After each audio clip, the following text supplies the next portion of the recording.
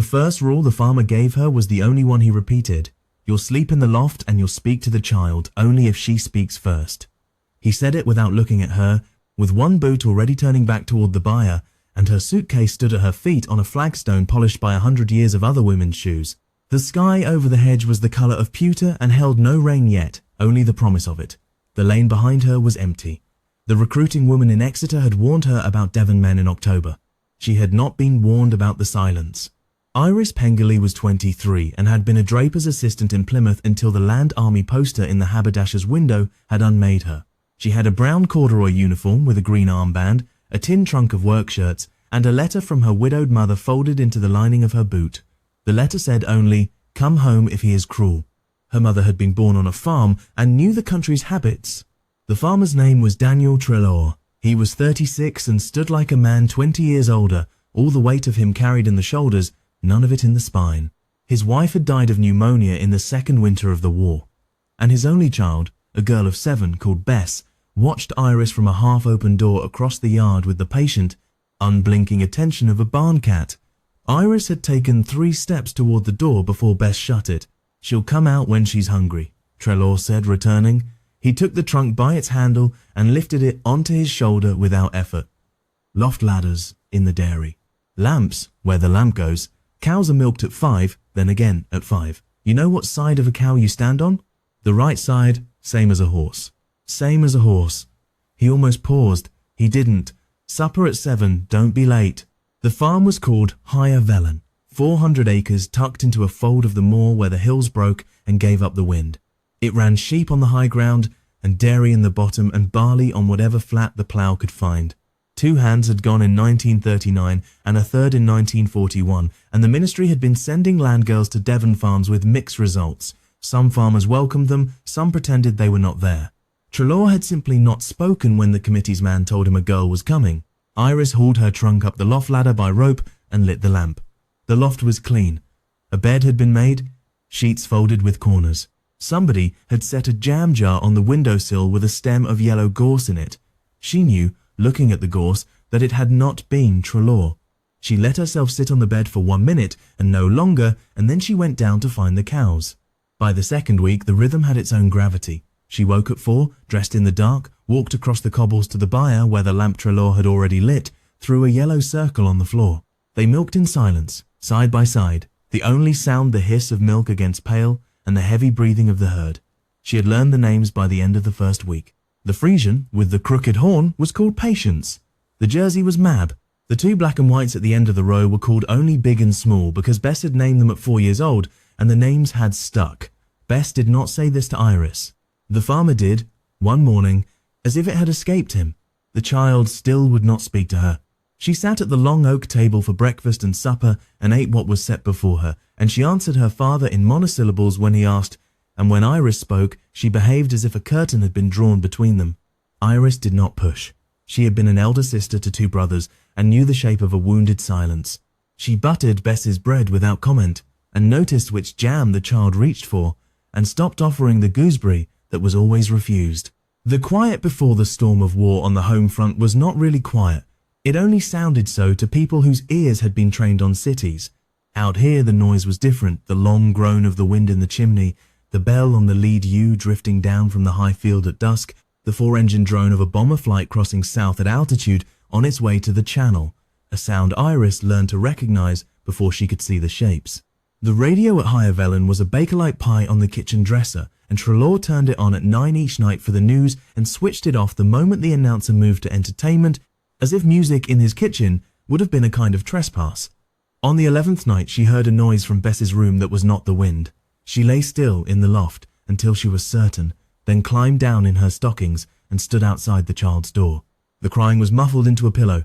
It had the practiced quality of crying done many times in the same way. Iris did not knock. She went back up the ladder and lay awake until the light came, and in the morning she said nothing about it to the farmer or to the child, but at lunch she set down on the table beside Bess's plate a small wooden lamb she had carved by the lamp the previous spring on the long evenings in her mother's parlour. She had brought it from Plymouth in her pocket and not known why. Bess looked at the lamb. She looked at Iris. She put one finger on it and pulled the finger back. After a moment, very quietly, she said, It hasn't got an ear. The knife slipped. Mam used to mend things. I'm not as good as your mam was, but I can try if you'd like. Bess considered this with the seriousness of a magistrate. All right, she said, and she ate her potato. The storm did come, and it came twice. The first storm was Atlantic. It rolled in from the west on a Wednesday in late November and stripped a third of the slate from the barn roof in a single night.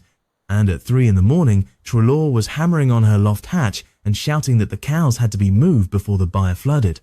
They worked together in the dark, lantern light catching on rain that came sideways across the yard.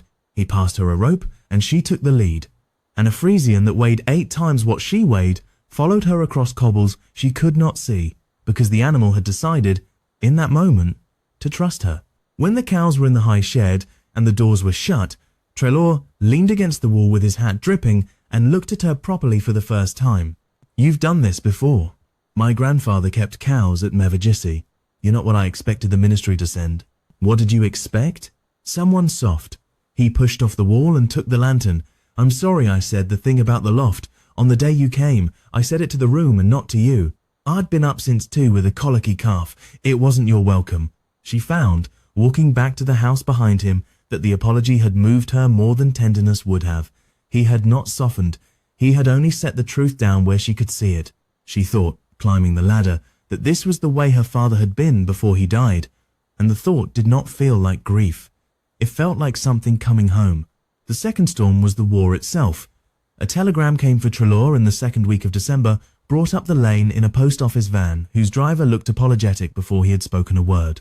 Trelaw took the envelope on the doorstep and read it standing there. His brother, a leading aircraftman ground crew at a fighter station in Lincolnshire, had been killed when a returning hurricane lost its undercarriage and slewed across the dispersal pan. There had been no battle. There had been only bad weather and a bent strut and a young man who had run forward to help the pilot out and been struck by the swinging tail. Trelaw folded the telegram into quarters and put it into his waistcoat pocket and went out to mend a gate. Iris found him there at dusk. He was sitting on the hinge stone with the hammer beside him and the gate still half off. He had not been crying. He had been doing something worse, sitting absolutely still in the cold with his hands open on his knees, looking at a hedge that needed laying. She sat down on the other end of the stone. She did not touch him. She said, what was his name? Stephen. He was 24. He wanted to be a pilot. They wouldn't have him because of his eye. What did you call him? Stevie. Trelaw closed his eyes. Only ever Stevie. She let the name sit between them for a minute, 2 minutes, 3.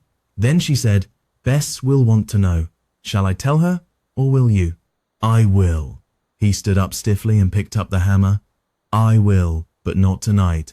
Tonight let her have the day she had. That night, Iris sat on the rug in the kitchen and read to Bess from a book of Cornish folk tales by the fire, while Trelaw mended the gate by lantern in the yard.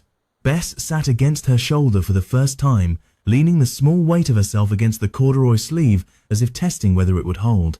Iris read about a fisherman who married a seal and lost her and found her again only when he had given up looking. She did not stop reading when Bess began to cry, because she understood by now that this was a household where weeping was done in private even when there was a witness, and the witness was meant to keep reading so that the privacy could hold. December turned to January. They lifted swedes in fields hard with frost and dragged the swede cutter through the yard until their gloves froze to the handles. They lambed early in the lower barn under tilly lamps, and twice Iris took an exhausted ewe's rejected twin into the kitchen and warmed it in a low oven and walked it around the rag rug until it found its legs. Bess watched these resurrections with the calm of a child who has already seen a great deal die. She named one of the saved lambs Stephen, without asking anyone, and Trelaw walked out of the kitchen with his face turned away and did not come back for an hour, and when he came back his eyes were red, and he picked the child up and held her against his chest and said, only, that's a good name. Iris did not love him yet.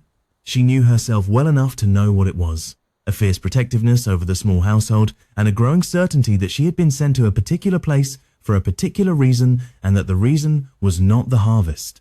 The loving came in March, on a Sunday afternoon, when he found her in the orchard pruning the apple trees with the wrong knife because the right one had broken, and he took the bad knife out of her hand and gave her his own without a word and stood behind her and showed her where the angle of the cut should be. His hand on her wrist was warm through the wool. He did not let it linger.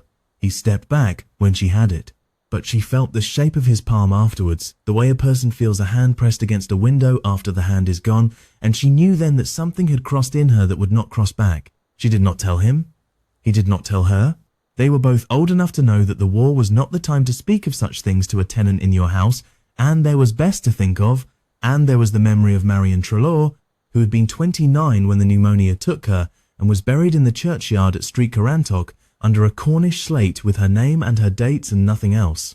Iris went to Marion's grave one Sunday after chapel and laid a sprig of rosemary on it and said, in her head, that she would not try to be Marion and would not try to make Bess forget her. She said it as a kind of promise. She thought Marion, if Marion had been the woman Trelaw had loved, would have understood. The war on Higher Velen came in by radio and telegram. It also went out in the milk that left the dairy each morning, the wool clip that went to the mill at Buckfast in May, the barley the ministry took at fixed price for the breweries that kept the merchant navy in beer.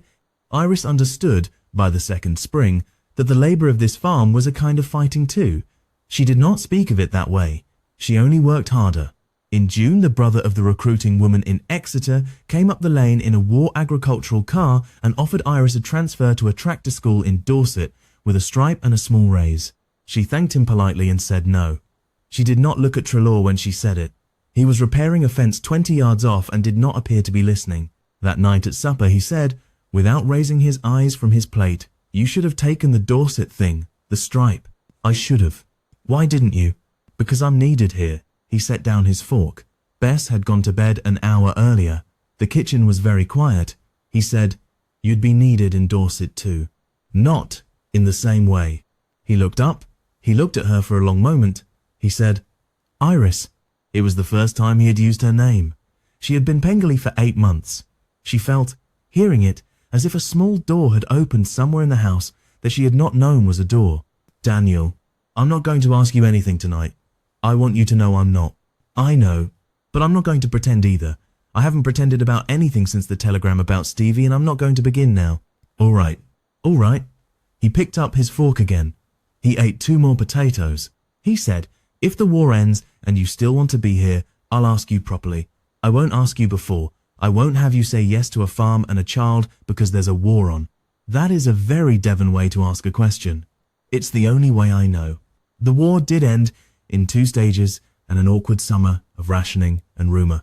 And on a Tuesday in September of 1945, in the orchard where he had given her the knife, he asked her properly. She said yes properly. Bess, who had turned 10 and grown 4 inches since Iris arrived, found out at supper and said only, "Took you long enough," and ate her bread.